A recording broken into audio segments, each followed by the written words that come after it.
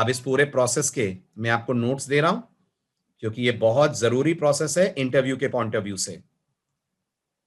हर interviewer आपसे पूछता है मुझे पूरी स्टोरी सुनाओ, सी में प्रोग्राम लिखकर चलाते हैं तो क्या क्या होता है, तो पूरी कहानी आपको वहां सुनानी पड़ेगी। सबसे पहले मैं लिख रहा हूं what is the symbol of hash called, what is the symbol of hash called, hash को क्या बुलाते हैं, and why do we write hash include, hash क्या है और हम हैश इंक्लूड क्यों लिखते हैं। जो मैं लिखूंगा उसे पढ़ते चलिएगा, ठीक है। ये नोट्स आपसे शेयर होंगे तो आपको समझ में आना चाहिए ताकि आप जब रिवाइज करें तो पता चले इसमें कौन सी लाइन का क्या मतलब है। Number 1, the symbol of hash in C and C++ programming is called as pound, and any statement in our program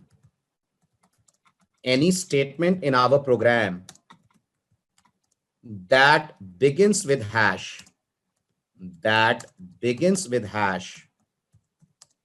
is called as preprocessor directive। बताइए पहला point clear? Everyone please respond. पहला point clear? अब आइए second point पे। These preprocessor directives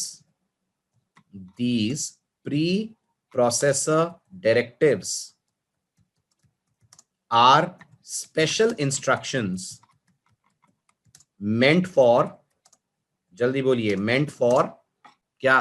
कौन handle करता है इन्हें? Preprocessor. They are not handled by the compiler. So these preprocessor directives are special instructions meant for a special software called preprocessor. This preprocessor reads our program even before the compiler reads it. But preprocessor handles only those lines which begin with pound, सबको नहीं पढ़ता, बस उतनों को ही पढ़ता है जितनों के आगे hash लगा है। ओके, फॉलोइंग आर, अब मैं आपको लिस्ट दे रहा हूं कौन कौन से ऐसे वर्ड्स हैं जिनके आगे सी में हैश लगता है। हमने तो अभी एक ही पढ़ा है ना, हैश इंक्लूड, यस और नो? हमको तो एक ही पता है ना, हैश इंक्लूड। ऐसे कंप्लीट लिस्ट है, इसमें कौन क्या करता है ये आप आने वाले दिनों में पढ़ेंगे। अभी बस लिस्ट सुन लीजिए क्या है। फॉलोइंग आर द preprocessor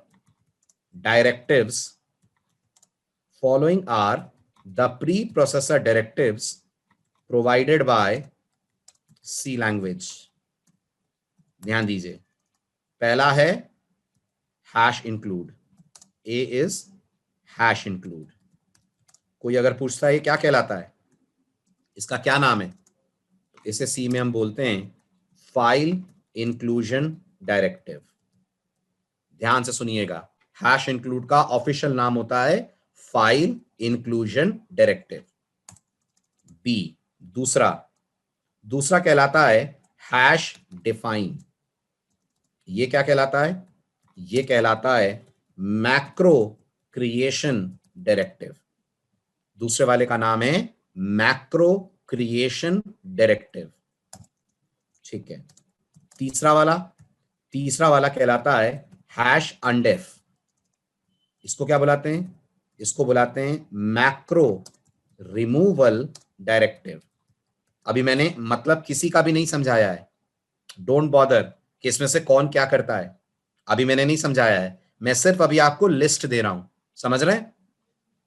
तो don't bother sir, hash define क्या है, हैश अनडेफ क्या है, वो हम पढ़ेंगे।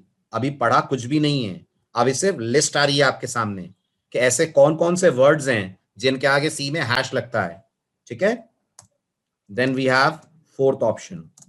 फोर्थ ऑप्शन में ढेर सारे नाम हैं, hash if, hash else, hash if def, hash if endif, hash elif और हैश एंडेफ। कितने नाम दिख रहे हैं फोर्थ में? कितने नाम दिख रहे हैं फोर्थ में? दिख रहे हैं आपको 6 नाम, राइट। इन 6 का कलेक्टिव नाम होता है, क्या नाम होता है इनका कलेक्टिव? इनका कलेक्टिव नाम होता है conditional compilation directives. Conditional compilation directives, ये इनका नाम होता है, ठीक है। इनमें से हम अभी किसे पढ़ रहे हैं? इनमें से हम अभी पहले वाले को पढ़ रहे हैं। क्या नाम है उसका? उसका नाम है हैश इंक्लूड, जिसका ऑफिशियल नाम है फाइल इंक्लूजन डायरेक्टिव। क्या इन सबको प्री प्रोसेसर ही हैंडल करेगा? क्या इन सबको प्री प्रोसेसर ही हैंडल करेगा? यस, इन सबको प्री प्रोसेसर हैंडल करेगा, क्योंकि इन सब के आगे हैश लगा हुआ है। सबका अलग अलग काम आएगा, यस, सबका अलग अलग काम आएगा। आप आने वाले दिनों में इन्हें पढ़ेंगे, बट अभी हम पढ़ रहे हैं सिर्फ पहले वाले को, जो सबसे पॉपुलर है, जिसका नाम है हैश इंक्लूड डायरेक्टिव। बिल्कुल बिल्कुल Ahmed, preprocessor can only read hash include files, perfect. Any hash include hash statement is only handled by preprocessor. खाली हैश इंक्लूड ही ना बोले हम, जितनों के आगे हैश लगता है वो सिर्फ प्री प्रोसेसर के लिए बने हैं, किसी और के लिए नहीं। Is this clear? कंपाइलर को बिल्कुल समझ में नहीं आता हैश वाला पार्ट। हैश वाला पार्ट सिर्फ और सिर्फ हैंडल करता है प्री प्रोसेसर, ठीक है। चलिए अब आगे सुनिए, point number 5। amongst all of them the most popular preprocessor directive कौन है? इज द, सबसे ज्यादा यूज कौन सा होगा? आप ही नोटिस करिए, आप 3 दिन से लेक्चर अटेंड कर रहे हैं, तीनों दिन किसको यूज होते हुए देखा है आपने? Hash include. सबसे पॉपुलर ये होता है, the most popular is hash include directive. क्या करता है ये? It is used by programmers, it is used by programmers to attach what? Attach header file support in their programs। किसी भी प्रोग्राम में हेडर फाइल का सपोर्ट चाहिए तो प्रोग्रामर हैश इंक्लूड डायरेक्टिव को यूज करता है। फाइन। जब भी प्री प्रोसेसर हैश इंक्लूड को देखता है वो कुछ स्टेप्स लेता है। सो whenever the preprocessor finds a hash include statement in our program,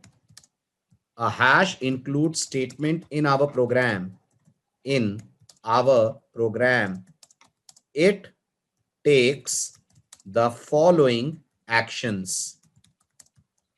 pre processor ये एक्टिविटीज करता है। नंबर 1, सबसे पहला काम वो चेक करता है हैश इंक्लूड के बाद आपने कौन सी हेडर फाइल का नाम लिखा है। तो सबसे पहले reads the name of header file. किसमें दिया होता है हमने हेडर फाइल? जल्दी जल्दी बोलिए। Given in angular brackets. हमने हेडर फाइल का नाम दिया होता है एंगुलर ब्रैकेट्स के अंदर।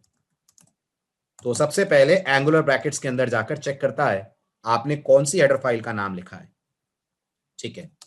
उसके बाद प्री प्रोसेसर कॉपी करता है the complete code, copies the complete code of the mentioned header file, एक से ज्यादा भी हो सकती हैं, एक से ज्यादा हैश इंक्लूड भी हो सकते हैं। हमने 3 हैश इंक्लूड लगाए थे तो वो ये प्रोसेस 3 बार रिपीट करेगा, ठीक है। So it copies the complete code of the mentioned header files and pastes it in our program removing, गौर करिएगा, removing the hash include statement। हमारे प्रोग्राम में जो हैश इंक्लूड स्टेटमेंट होता है उसे हटाकर उसकी जगह हेडर फाइल का पूरा कोड पेस्ट कर देता है। समझ आया? हैश इंक्लूड स्टेटमेंट को हटाकर हेडर फाइल का पूरा कोड पेस्ट कर देता है। इस कारण से प्रोग्राम की साइज बढ़ जाती है। इस कारण से प्रोग्राम की साइज बढ़ जाती है। Very good. Due to this the size of our program, the size of our code increases and a separate copy of our code is created. क्या कहलाती है copy? This copy is called expanded source code. This copy is called expanded source code. ये copy अपने आप में कहलाएगी expanded source code. Is this clear? समझ आया? Very good. फिर ये एक्सपैंडेड सोर्स कोड किसके पास जाता है? Step number 7। फिर ये जाता है कंपाइलर के पास।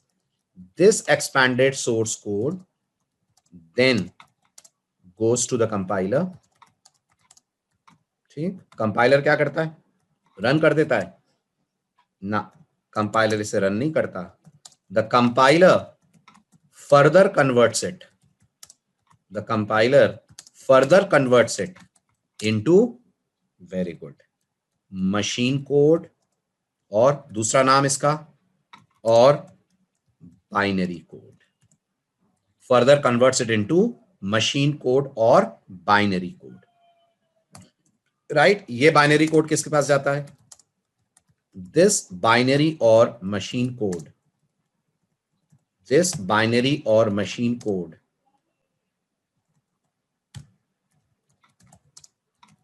is then read or executed by the OS plus CPU। और हमें क्या मिलता है?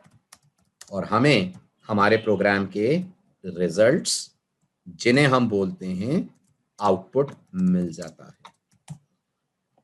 This is the entire story of preprocessor as well as compiler. बताइए, समझ आया? Story clear? चलिए, अब इस स्टोरी पे एक छोटी सी क्विज रखें। मैं फटाफट आपसे क्वेश्चन पूछूंगा, आप फटाफट मुझे जवाब दीजिएगा। Rapid fire round. इस पूरी थ्योरी की समरी इस रैपिड फायर में कंक्लूड हो जाएगी। आदिल, मैं बताऊंगा आपको एंगुलर ब्रैकेट सी क्यों आते हैं, मैं आपको आगे बताऊंगा। अभी छोड़ दीजिए, अभी बस इतना सुन लीजिए।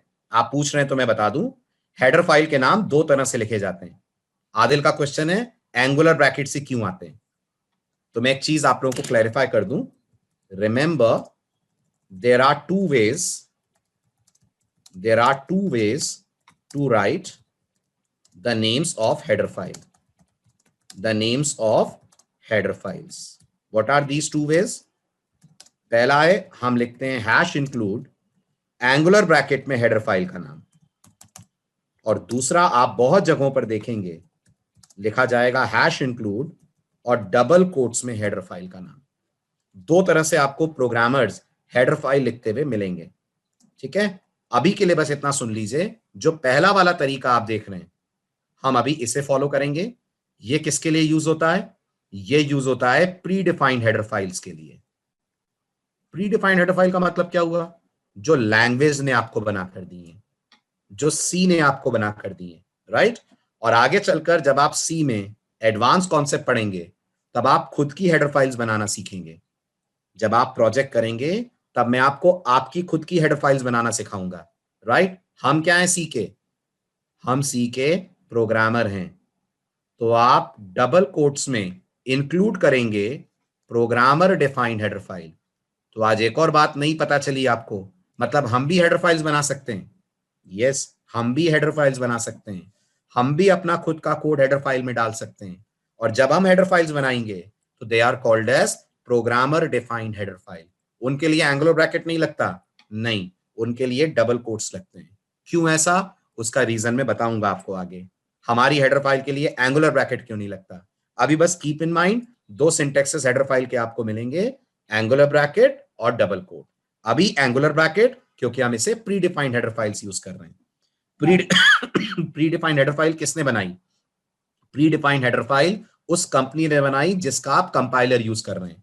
हम किसका कंपाइलर यूज कर रहे हैं, जरा बताइए, जल्दी बताइए, हम किसका कंपाइलर यूज कर रहे हैं? बोरलैंड का। तो किसने बनाई ये हेडर फाइल्स? ये हेडर फाइल हमारे लिए बोरलैंड ने बनाई है, राइट? तो हम किसी और कंपनी का कंपाइलर यूज करेंगे तो हेडर फाइल उसकी होंगी। यस, अगर हम किसी और कंपनी का कंपाइलर यूज करेंगे तो हेडर फाइल वो कंपनी हमें बना कर देगी। जैसे मैक के अंदर एक्स कोड नाम का आईडी होता है, मैक के अंदर एक्स कोड नाम का आईडी होता है, तो उसकी हेडर फाइल्स किसने बनाई? एप्पल ने बनाई है, क्योंकि वो आपको एप्पल ने बना कर दिया है। बिल्कुल सही, राइट? तो आप जिस कंपनी का आईडी और कंपाइलर यूज कर रहे हैं वो आपको हेडर फाइल्स बनाकर देती है। यस यस यस, बिल्कुल तृप्तांश, आप अगर हेडर फाइल बनाते हो तो आप उसे इंटरनेट पे पब्लिश करोगे, तभी तो लोग यूज कर पाएंगे ना, वरना कैसे करेंगे? आप अगर कोई हेडर फाइल बनाओगे तो आपके कंप्यूटर में रहेगी, पूरी दुनिया को वो हेडर फाइल कैसे मिलेगी? उसके लिए हम अपलोड करते हैं हेडर फाइल्स को, ग्लोबली अपलोड करते हैं, लोग इसे डाउनलोड करते हैं। कहां अपलोड करते हैं जानते हैं? जानते हैं कहां अपलोड करते हैं? अब बात निकली है तो वो भी सुन लीजिए। आप इसे अपलोड करते हैं या तो गिट पे, और या आप इसे अपलोड करते हैं सीडीएन पे। सीडीएन का फुल फॉर्म क्या होता है? सीडीएन का फुल फॉर्म होता है कंटेंट डिलीवरी नेटवर्क। क्या होता है content delivery network? Content delivery network एक सर्वर होता है, एक सर्वर होता है। किसने बनाया ये सर्वर? ये सर्वर गूगल ने बनाया है, ये सर्वर माइक्रोसॉफ्ट ने भी बनाया है। इनके सर्वर पे आप अपनी हेडर फाइल्स डाल सकते हैं और पूरी दुनिया उन हेडर फाइल्स को यूज कर सकती है। तो मतलब अगर अमेरिका में कोई बैठकर सी में प्रोग्रामिंग कर रहा है और मैं उसे अपनी हेडर फाइल देना चाहता हूं तो दे सकता हूं।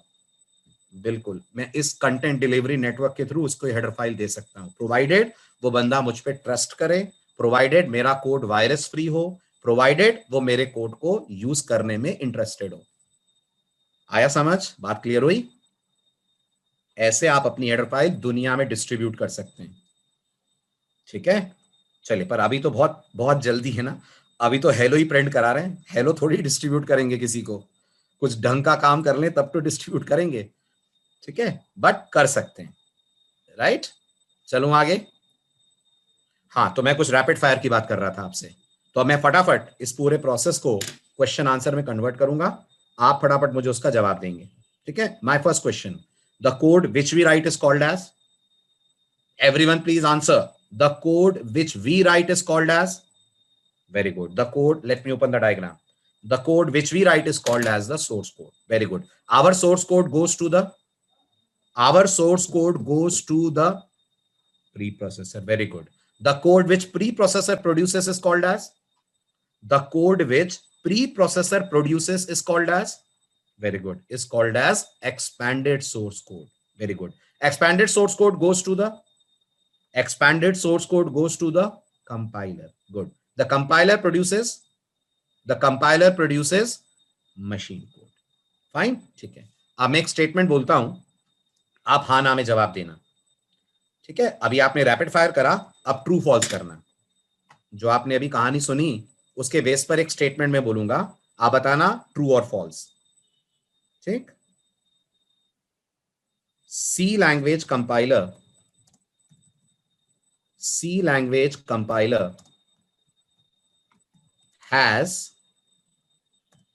has no idea about header files. क्या कहते हैं, yes और no? सी लैंग्वेज के कंपाइलर को पता ही नहीं होता हेडर फाइल नाम की कोई चीज होती है। 100% यस, एब्सोल्युटली ट्रू, पता ही नहीं होता उसे हेडर फाइल क्या होती है। कारण, ध्यान से देखिए, कंपाइलर तक हेडर फाइल जाती ही नहीं है, कंपाइलर तक हेडर फाइल का कोड जाता है। कंपाइलर को stdio.h नाम नहीं दिखता, उसके अंदर की कोडिंग दिखती है। तो हेडर फाइल है ये सच किसको पता है? हेडर फाइल है ये सच सिर्फ प्रोग्रामर को पता है, प्री प्रोसेसर को पता है। बस मेरे और प्री प्रोसेसर के बीच में एक बार प्रोग्राम प्री प्रोसेसर से पास हो जाए तो कंपाइलर को तो पता ही नहीं लगता कि ये हेडर फाइल है। इसका मतलब कंपाइलर को ऐसा लगता है कि ये पूरा 625 लाइनें आपने लिखी हैं। क्या बोलते हैं? कंपाइलर को ऐसा लगता है ये पूरी 625 लाइनें आपने लिखी हैं। यस, कंपाइलर को ऐसा लगता है पूरा कोड आपने लिखा है, उसे नहीं मालूम कि ऊपर वाला जो कोड है वो प्री प्रोसेसर ने हेडर फाइल से लाकर पेस्ट करा है। सो अगर कोई बोलता है हेडर फाइल कंपाइलर के पॉइंट ऑफ व्यू से एग्जिस्ट नहीं करती, तो ये बिल्कुल सही स्टेटमेंट है। कंपाइलर के पॉइंट ऑफ व्यू से हेडर फाइल एग्जिस्ट नहीं करती है, राइट? यस, कंपाइलर को ऐसा लगता है पूरा कोड आप ही ने टाइप करा है, all 625 lines. So compiler has no idea कि हेडर फाइल हमारे प्रोग्राम में होती भी होंगी। आया समझ? पूरा प्रोसेस पूरे क्लियर हुआ? आज का लेक्चर कहां से कहानी शुरू होती है, कहां खत्म होती है, राइट? और ये सब कुछ होता है सिर्फ एक बटन क्लिक पे। मैं बार बार कह रहा हूं, विच इज कंपाइलर। मैं यहां लेबलिंग कर दूं, ये स्टेप नंबर 5 तक कहां होता है? ये होता है कंपाइलेशन तक। This occurs, let me write it down, up till this occurs when we compile the code. So I'm writing it here, up till this step process occurs when we compile the code. ये compile करने तक का process है। और फिर ये वाला जो स्टेप है ये शुरू होता है जब आप कोड रन करते हो। From here execution begins. From here execution begins. यहां से स्टार्ट होता है एग्जीक्यूशन। बताइए, story clear? All clear? Good. अब आता है प्रोग्राम का सबसे क्रूशियल पार्ट, जो पूरा 1 घंटे का समय लेगा, जिसे हम अगले लेक्चर में डिस्कस करेंगे। Very important part, and that is void main. क्यों लिखते हैं हम अपने प्रोग्राम में वॉइड? क्यों लिखते हैं हम अपने प्रोग्राम में मेन? मेन क्या है और अंदर का कोड जो हमने लिखा उसका क्या मतलब है? अगला लेक्चर सबसे क्रूशियल लेक्चर है हमारा, बिगनिंग स्टेज का। मेक श्योर लेक्चर आपका बिल्कुल मिस ना हो, राइट? बैकअप मिल जाएगा, बट बैकअप की बात बैकअप की होती है। कोशिश करिए आप मेन लेक्चर मिस ना करें। बिल्कुल बिल्कुल आयुष, कोई भी सॉफ्टवेयर किसी ना किसी लैंग्वेज में ही बनता है, राइट? जैसे जावा का नेटबीन्स जावा में डिजाइंड है, पाइथन का आईडी भी जावा में डिजाइंड है, पाइचाम। एंड्रॉइड का आईडी भी जावा में डिजाइंड है, जिसका नाम है Android Studio. Turbo C plus plus C में डिजाइंड है, जो सी का आईडी है वो सी में ही डिजाइंड है। मैं बताऊंगा तथ्यांश आपको, अभी नहीं, अभी सिर्फ टर्बो पे काम करेंगे हम कुछ दिनों तक। कुछ दिनों के बाद हम शिफ्ट होंगे दूसरे आईडी पे। और वैसे मैं बता चुका हूं, हम 2 आईडीज यूज करेंगे, एक टर्बो और दूसरा कौन सा? दूसरा हम यूज करेंगे कोड ब्लॉक्स। ठीक है, तो ज्यादा दिन नहीं है कोड ब्लॉक्स के आने में, चिंता मत करिए। बस एक बार बेसिक्स आपके क्लियर हो जाएं, फिर मैं आपको कोड ब्लॉक्स पे शिफ्ट कर दूंगा। ठीक है, तो ये आपके आज के लेक्चर के पेजेस हैं। स्क्रीनशॉट्स ले लिया आपने? और नहीं भी लिए तो कोई दिक्कत नहीं, मैं ग्रुप में पोस्ट कर दूंगा। ठीक है, आइए नेक्स्ट लेक्चर स्टार्ट करते हैं वॉइड मेन से डिस्कशन।